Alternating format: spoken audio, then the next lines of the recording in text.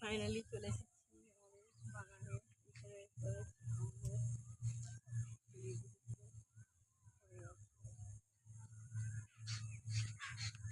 এখানে আছে বেদানা গাছ।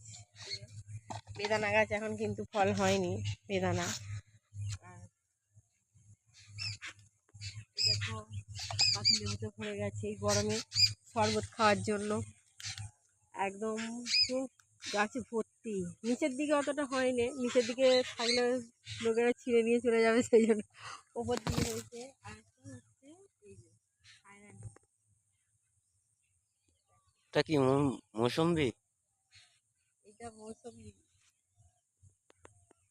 লেবু। কে কে খাবে, জুস করে খাবে, কে কে খাবে চলে আসবো। পুরো গাছে ভর্তি হয়ে গেছে। মৌসুমি লেবু তুলবে বলে একদম মাঠে চলে গেছে। দেখো বুঝতে পারছে না কোনটা রাখবে আর কোনটা তুলবে। ওই নিচের, হ্যাঁ নিচেরটা দেখো, নিচেরটা থেকে একটা তোলো। ওইটা তুললে কেন, ওই ভেতরের দিকেরটা তুলতে হয়। কোনটা? ওটা ছোট।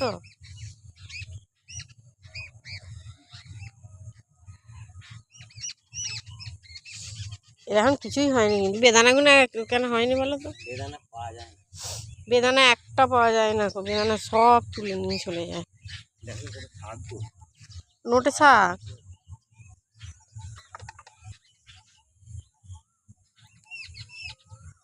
নোটে শাকে ভর্তি করে দিয়ে যাবে।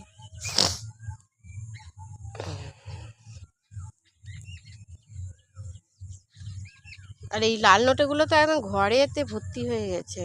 এই ডাঁটাগুলো একদম চচ্চড়ি করে খেতে হবে। বাড়ির ডাঁটাগুলো